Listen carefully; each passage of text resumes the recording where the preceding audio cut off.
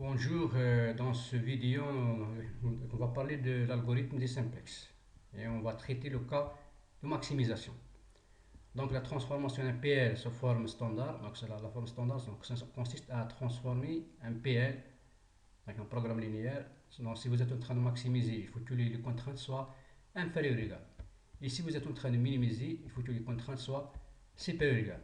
La forme canonique consiste à rajouter des variables, ce qu'on appelle des variables d'écart, E1, E2, E1.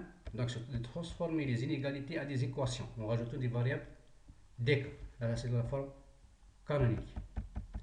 Donc, pour la méthode de simplex, donc, je vais vous donner un exemple d'application pour bien illustrer la méthode. Donc, si on considère un programme linéaire, donc maximum de z égale à 100, x1 plus 200, x2, sur les contraintes x1 plus x2 inférieur ou égal à 150, 4x1 plus 2x2 inférieur ou égal à 440, x1 plus 4x2 inférieur ou égal à 440, 480, x1 inférieur ou égal à 90, et tel que x1 et x2, c'est des variables positives. Donc on va transformer le PS sous forme canonique, on va rajouter les 4 variables d'écart, E1, E2, E3, E4, à chaque inégalité, pour transformer les inégalités à des équations. Et on va rajouter ces variables d'écart en coefficient nulle dans la fonction objectif pour ne pas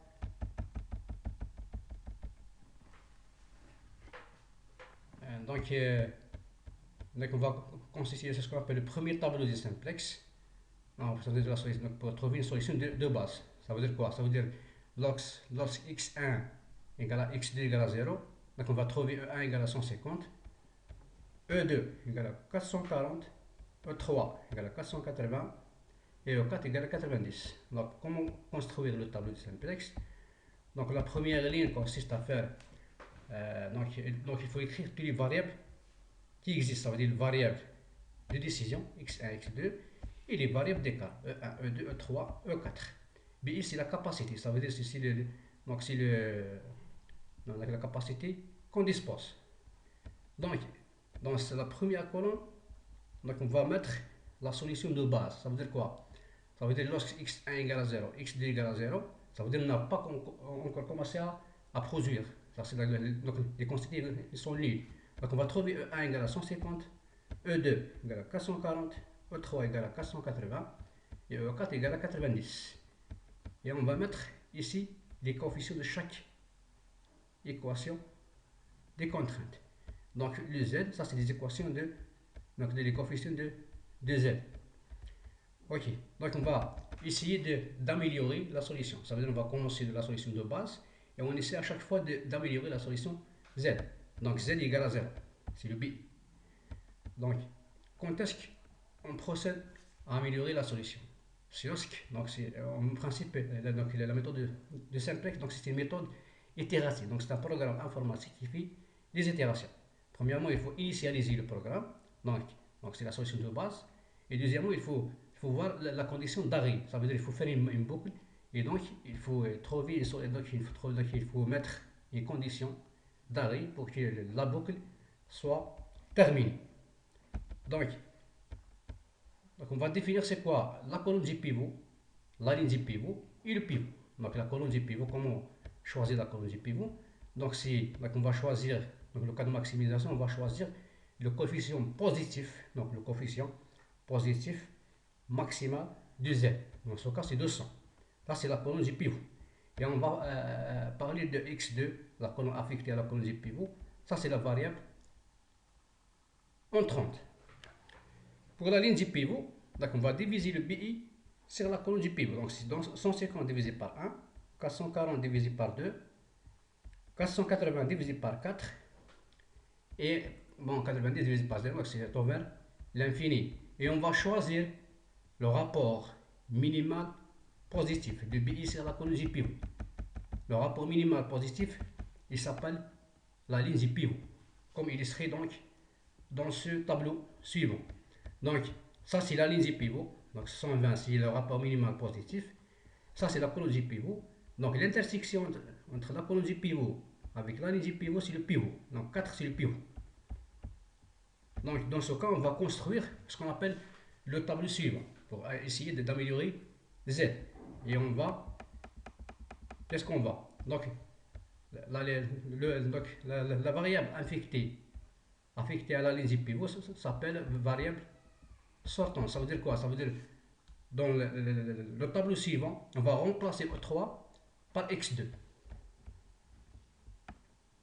Et comment remplir le tableau suivant? Donc,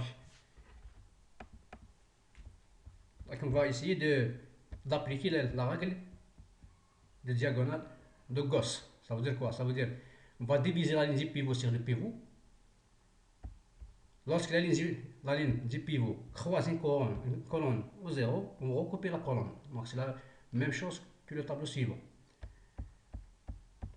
La colonne du pivot hors que le pivot, c'est du nul. Ça veut dire on va mettre le pivot sur le pivot. Autre que le pivot, c'est des coefficients nuls. Okay. Donc les autres points sont calculés par la méthode de triangle de Gauss. Ça veut dire quoi? Ça veut dire par exemple pour le x1 3 sur 4, comment calculer ça? Donc on va revenir sur le tableau précédent. Donc le cas de 1, donc vous avez 1, 4 et 1. Donc 1 égale 1 moins 1 fois 1 divisé par 4. C'est 1 moins 1 sur 4. Et on va trouver 3 sur 4. Donc on va remplir tous les cases comme ça. Et on va lire la solution.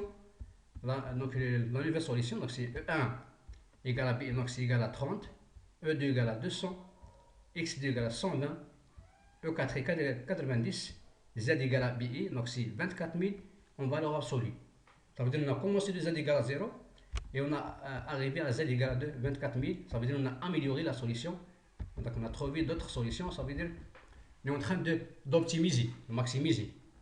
Donc on va refaire la même procédure jusqu'à avoir la satisfaction de la condition d'arrêt. Donc ça veut dire quoi la condition d'arrêt? C'est lorsque tous les coefficients de Z sont nuls ou négatifs. Et on va lire la solution finale. X1 égale à 30, E2 égale à 60, X2 égale à 110, E4 égale à 50, et Z en valeur absolue égale à 26 000. Donc une remarque, toutes les variables qui ne sont pas, qui ne figurent pas dans la première colonne, c'est des variables nulles. Ça veut dire quoi? Ça veut dire par exemple E1 n'est pas ici, donc E1 égale à 0. Okay. E3 n'est pas ici, donc E3 égale à 0. Et ça, c'est la solution finale.